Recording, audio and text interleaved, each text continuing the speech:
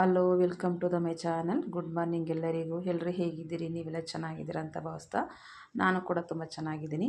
ಇವತ್ತು ನಾನು ಒಂದು ಹೆಲ್ದಿ ಬ್ರೇಕ್ಫಾಸ್ಟನ್ನು ತೊಗೊಂಡು ಬಂದಿದ್ದೀನಿ. ತುಂಬ ಆರೋಗ್ಯಕರವಾಗಿರುತ್ತೆ, ಬೇಗನೂ ಆಗುತ್ತೆ, ತುಂಬ ಟೇಸ್ಟಿಯಾಗಿ ಕೂಡ ಇರುತ್ತೆ. ಇದು ಚಿಕ್ಕವರಿಂದ ದೊಡ್ಡವರಿಗೆಲ್ಲ ತುಂಬ ಇಷ್ಟಪಟ್ಟು ತಿನ್ನೋಂಥ ತಿಂಡಿ. ಮಾರ್ನಿಂಗ್ ಬ್ರೇಕ್ಫಾಸ್ಟ್ಗೂ ಮಾಡ್ಕೋಬೋದು, ನೈಟ್ ಡಿನ್ನರ್ಗೂ ಮಾಡ್ಕೋಬೋದು. ತುಂಬ ರುಚಿ ಇರುತ್ತೆ. ಇದನ್ನು ಯಾವುದೇ ಒಂದು ಅಕ್ಕಿ ಬಳಸಿಲ್ಲ, ಉದ್ದಿನಬೇಳೆ ಬಳಸಿಲ್ಲ, ಸೋಡಾ ಪುಡಿ ಬಳಸಿಲ್ಲ, ನೆನೆಸೋಂಥ ಅವಶ್ಯಕತೆ ಇಲ್ಲ. ಬೇಕು ಅಂದಾಗ ದಿಢೀರಾಗಿ ಹೆಲ್ದಿಯಾಗಿ ಇದನ್ನು ಮಾಡ್ಕೊಬೋದು. ಇದನ್ನು ಮಾಡೋದು ಹೇಗೆ ಅಂತ ನಾನೀಗ ನಿಮಗೆ ತೋರಿಸ್ಕೊಡ್ತೀನಿ. ನಿಮಗೇನಾದ್ರೂ ಈ ರೆಸಿಪಿ ಇಷ್ಟ ಆದರೆ ನೀವು ಕೂಡ ಮನೇಲಿ ಒಂದು ಸತಿ ಟ್ರೈ ಮಾಡಿ ನೋಡಿ. ನಿಮಗೇನಾದ್ರೂ ಇಷ್ಟ ಆದರೆ ಫ್ರೆಂಡ್ಸ್ ಆ್ಯಂಡ್ ರಿಲೇಟಿವ್ಸ್ಗೂ ಕೂಡ ವಿಡಿಯೋನ ಶೇರ್ ಮಾಡಿ. ಹಾಗೆ ನನ್ನ ಚಾನಲಲ್ಲಿ ಒಳ್ಳೊಳ್ಳೆ ಆರೋಗ್ಯಕರದ ವಿಡಿಯೋಗಳನ್ನು ಹಾಕಿದ್ದೀನಿ. ಹಾಗೆ ನಮ್ಮ ಚಾನಲಲ್ಲೂ ಕೂಡ ನೀವು ಫಾಲೋ ಮಾಡಿ, ಹಳೆ ವಿಡಿಯೋಗಳನ್ನೆಲ್ಲ ಒಂದು ಸತಿ ನೋಡಿ ಅಂತ ಹೇಳ್ತಾ ಬನ್ನಿ ರೆಸಿಪಿ ನೋಡೋಣ. ಈಗ ನಾನು ಒಂದು ಅರ್ಧ ಕೆಜಿಯಷ್ಟು ಕಡಲೆಬೇಳೆನ ಒಂದು 3 ಸರಿ ತೊಳೆದು ನೆನಿಟ್ಟಿದ್ದೆ. ಇವಾಗ ಚೆನ್ನಾಗಿ ನೆಂದಿದ್ದೆ, 1-2 ಗಂಟೆಗಳ ಕಾಲ ನೆನೆಸಿದ್ದೆ. ನೆಂದಿರೋಂಥ ಅದು ಕಡಲೆಬೇಳೆನ ಎಲ್ಲ ನೀರೆಲ್ಲ ಬೇರೆ ಮಾಡಿ ಎತ್ತಿಟ್ಕೊಂಡಿದ್ದೀನಿ. ಹಾಗೆ ಒಂದು ಕಟ್ಟು ಸಬ್ಸಿಗೆ ಸೊಪ್ಪನ್ನು ತೊಗೊಂಡಿದ್ದೀನಿ. ಅದನ್ನು ಸಹ ಸೋಸಿ ತೊಳೆದು ಕಟ್ ಮಾಡಿ ಇಟ್ಕೊಂಡಿದ್ದೀನಿ. ಹಾಗೆ ಚಕ್ಕೆ, ಲವಂಗ, ಕಾಯಿ ತುರಿ, ಆಮೇಲೆ ಕೊತ್ತಂಬರಿ ಸೊಪ್ಪು, ಹಸಿರುಮೆಣ್ಸಿನ್ಕಾಯಿ, ಶುಂಠಿ ಮತ್ತು ಬೆಳ್ಳುಳ್ಳಿ ಇಷ್ಟನ್ನು ತೊಗೊಂಡಿದ್ದೀನಿ. ಈಗ ನಾನು ಸಬ್ಸಿಗೆ ಸೊಪ್ಪನ್ನು ಕಟ್ ಮಾಡಿರೋದನ್ನ ಒಂದು ಬೌಲ್ಗೆ ಸೇರಿಸ್ಕೊತಾ ಇದ್ದೀನಿ. ಈ ಬೌಲ್ಗೆ ಹಾಕ್ಕೋತಾ ಇದ್ದೀನಿ. ಇದೇ ಸಬ್ಸಿಗೆ ಸೊಪ್ಪಿಗೆ ನಾನು ಕೊತ್ತಂಬರಿ ಸೊಪ್ಪು ಮತ್ತು ಕಾಯಿ ತುರಿನೂ ಸಹ ಸೇರಿಸ್ಕೊತಾ ಇದ್ದೀನಿ. ಹಾಗೆ ಒಂದು ಮಿಕ್ಸಿ ಜಾರಿಗೆ ನಾನು ಹಸಿರುಮೆಣ್ಸಿನ್ಕಾಯಿ ಸೇರಿಸ್ಕೊತಾ ಇದ್ದೀನಿ. ಇಲ್ಲಿ ಖಾರಕ್ಕೆ ನಿಮ್ಗೆ ಎಷ್ಟು ಬೇಕೋ ಅಷ್ಟು ನೋಡ್ಕೊಂಡು ಸೇರಿಸ್ಕೊಳ್ಳಿ. ನಾನಿಲ್ಲಿ ಒಂದು 9 ಹಸಿರುಮೆಣ್ಸಿನ್ಕಾಯಿ ಸೇರಿಸ್ಕೊತಾ ಇದ್ದೀನಿ. ಹಾಗೆಯೇ ಒಂದು 5 ಲವಂಗ, ಒಂದು 2 ಇಂಚಷ್ಟು ಚಕ್ಕೆನ ಸಹ ಎಲ್ಲ ಕಟ್ ಮಾಡಿ ಹಾಕ್ಕೋತಾ ಇದ್ದೀನಿ. ಕಟ್ ಮಾಡಿ ಹಾಕೊಳ್ಳೋದ್ರಿಂದ ಬೇಗ ನುಣ್ಣಗಾಗುತ್ತೆ ಅಂತ.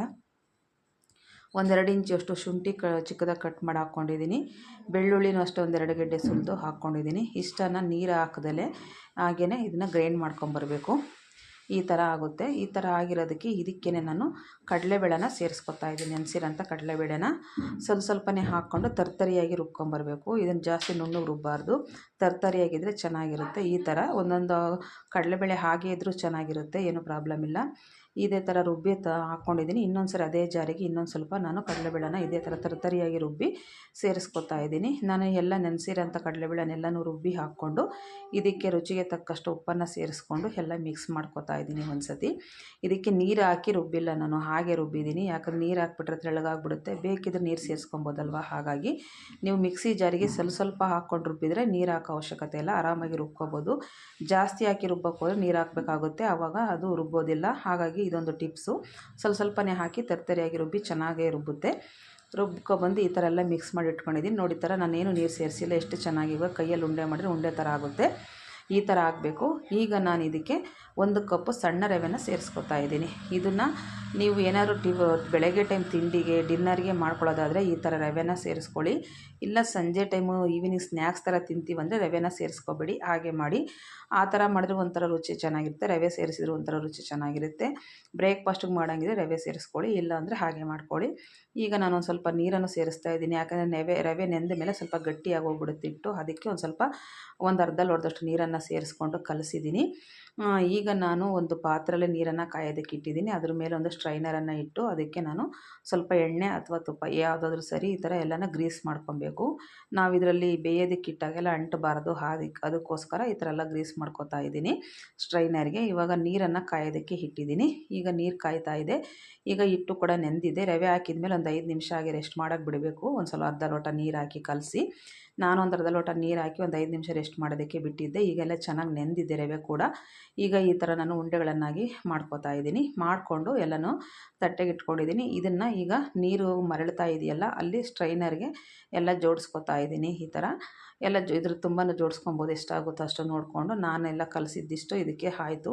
ಹಾಗಾಗಿ ಎಲ್ಲ ಈ ಥರ ಇಟ್ಕೊಂಡ್ಬಿಟ್ಟು ಇದಕ್ಕೆ ಪ್ಲೇಟನ್ನು ಕ್ಲೋಸ್ ಮಾಡಿ ಇಡ್ಲಿ ಬೇಯಿಸೋ ಥರ ಒಂದು 15-20 ನಿಮಿಷ ಇದನ್ನು ಹಾಗೆ ಹಬೆಯಲ್ಲಿ ಬೇಯಿಸ್ಕೋಬೇಕು. ಚೆನ್ನಾಗಿ ಬೇಯಿಸ್ಕೊಂಡ್ರೆ ಇಲ್ಲಿ ಹಬೆ ವಡೆ ರೆಡಿಯಾಗುತ್ತೆ. ಇದನ್ನು ಹಬೆ ವಡೆ ಅಂತ ಕರೀತಾರೆ. ಇದರಲ್ಲಿ ರವೆ ಸೇರಿಸೋದ್ರಿಂದ ನಮಗೆ ಬ್ರೇಕ್ಫಾಸ್ಟು, ಡಿನ್ನರ್ಗೆ ನಮಗೆ ತಿನ್ನೋದ್ರಿಂದ ಹೊಟ್ಟೆ ತುಂಬುತ್ತೆ, ಒಂದು ರವೆ ಇರೋದ್ರಿಂದ. ಹಾಗಾಗಿ ನೀವು ಬ್ರೇಕ್ಫಾಸ್ಟು ಅಥವಾ ಡಿನ್ನರ್ಗೆ ಮಾಡೋದಾದರೆ ರವೆ ಸೇರಿಸ್ಕೊಳ್ಳಿ. ಸಾಯಂಕಾಲ ಟೀ ಟೈಮಲ್ಲಿ ಈವ್ನಿಂಗ್ ಸ್ನ್ಯಾಕ್ಸ್ ಥರ ತಿಂತೀವಂದರೆ ರವೆ ಏನು ಸೇರ್ಸೋಕ್ಕೆ ಹೋಗ್ಬೇಡಿ. ಮೊದಲೇ ಎಷ್ಟು ತೋರಿಸಿದ್ನೋ ಅಷ್ಟೇ ಮಾತ್ರ ಇದೇ ಥರನೇ ಸೇಮ್ ಮಾಡಿಕೊಂಡು ತುಪ್ಪದ ಜೊತೆ ತಿನ್ನಿ, ತುಂಬ ಚೆನ್ನಾಗಿರುತ್ತೆ. ಈಗ ನೋಡಿ ಒಂದು 20 ನಿಮಿಷ ಬೇಯಿಸಿದ್ದೀನಿ, ಚೆನ್ನಾಗಿ ಬೆಂದಿದೆ. ಇವಾಗ ಸ್ಟವನ್ನು ಆಫ್ ಮಾಡಿಬಿಟ್ಟು ಸ್ವಲ್ಪ ತಣ್ಣಗಾದ ನಂತರ ಇದನ್ನು ನಾನು ಒಂದು ಪ್ಲೇಟ್ಗೆ ಸರ್ವ್ ಮಾಡ್ಕೊತಾ ಇದ್ದೀನಿ. ಇವಾಗ ಇದು ಬಿಸಿ ಬಿಸಿ ಇರುವಾಗಲೇ ತಿಂದರೆ ತುಂಬ ಚೆನ್ನಾಗಿರುತ್ತೆ ನೋಡಿ. ಈ ಥರ ತುಪ್ಪದ ಜೊತೆ ಅಥವಾ ಕಾಯಿ ಚಟ್ನಿ ಜೊತೆ ಯಾವ್ದು ಜೊತೆ ಬೇಕಾದ್ರೂ ತಿನ್ಬೋದು. ನಾನು ಎರಡೂ ಮಾಡಿದ್ದೀನಿ, ಎರಡೂ ಇಟ್ಟಿದ್ದೀನಿ ಇಲ್ಲಿ. ಎರಡರ ಜೊತೆನೂ ತಿಂದ್ರೂ ತುಂಬ ರುಚಿ ಇರುತ್ತೆ. ಈ ಥರ ನೀವು ಮಾಡ್ಕೊಬೋದು. ತುಪ್ಪ ಇಷ್ಟ ಇಲ್ಲ ಅನ್ನೋರು ಚಟ್ನಿ ಜೊತೆನೇ ತಿನ್ಕೋಬೋದು, ಇಲ್ಲಾಂದರೆ ತುಪ್ಪ ಇಷ್ಟಪಡೋರು ತುಪ್ಪದ ಜೊತೆ ತಿನ್ಕೋಬೋದು. ಯಾಕಂದರೆ ತುಪ್ಪ ಏನು ಯಾವುದೇನು ಫ್ಯಾಟ್ ಅಲ್ಲ, ಅದು ಎಲ್ದಿ ಅದು ಫ್ಯಾಟ್ ಅದು. ಹಾಗಾಗಿ ತುಪ್ಪನ ನಾವು ಡೈಲಿ 2 ಸ್ಪೂನು ತಿನ್ನಲೇಬೇಕು. ನಾವು ಚೆನ್ನಾಗಿ ನಮ್ಮ ಆರೋಗ್ಯ ಚೆನ್ನಾಗಿರಬೇಕು, ಮೂಳೆ ಗಟ್ಟಿ ಇರಬೇಕು ಅಂದರೆ. ಹಾಗಾಗಿ ನಾನು ತುಪ್ಪನ ಬಳಸ್ತಾ ಇರ್ತೀನಿ ಅಡುಗೆಯಲ್ಲಿ. ಈ ಥರ ತಿನ್ನೋದ್ರಿಂದ ನೋಡಿ, ಇದರಲ್ಲಿ ಯಾವುದೇ ಒಂದು ನಾನು ಪದಾರ್ಥಗಳನ್ನು ಅಕ್ಕಿ ಆಗಲಿ ಸೋಡಾ ಉದ್ದಿನಬೇಳೆ ಬಳಸಿಲ್ಲ. ಹೆಲ್ದಿಯಾಗಿ ಸೊಪ್ಪು ಮತ್ತು ರವೆ ಆಮೇಲಿಂದ ಕಡಲೆಬೇಳೆ ಇದನ್ನು ಬಳಸಿರೋದ್ರಿಂದ ಆರೋಗ್ಯ ಕೂಡ ತುಂಬ ಒಳ್ಳೆಯದು. ಎಣ್ಣೆನೂ ಸಹ ಬಳಸಿಲ್ಲ ಇಲ್ಲಿ. ಹಾಗಾಗಿ ಈ ಥರ ತಿಂಡಿನ ನಾವು ಯಾವಾಗ ಬ್ರೇಕ್ಫಾಸ್ಟಲ್ಲಿ ಮಾಡ್ಕೊಂಡು ತಿನ್ನೋದ್ರಿಂದ ಆರೋಗ್ಯನ ಸುಧಾರಿಸ್ಕೋಬೋದು.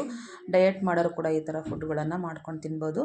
ನಾವು ಒಂದೇ ಥರದ ತಿಂಡಿ ಮಾಡಿ ಬೇಜಾರು ಅನ್ನಿಸ್ದಾಗ ಈ ಥರ ಹೊಸ ಹೊಸ ತಿಂಡಿಗಳನ್ನು ಮಾಡ್ಕೊಂಡು ತಿನ್ನೋದ್ರಿಂದ ನಮಗೂ ಕೂಡ ಇಷ್ಟ ಆಗುತ್ತೆ, ಮಕ್ಕಳು ಇಷ್ಟಪಟ್ಟು ತಿಂತಾರೆ. ನಿಮಗೇನಾದರೂ ಈ ರೆಸಿಪಿ ಇಷ್ಟ ಆದರೆ ನೀವು ಕೂಡ ಮನೆಯಲ್ಲಿ ಒಂದು ಸತಿ ಟ್ರೈ ಮಾಡಿ ನೋಡಿ.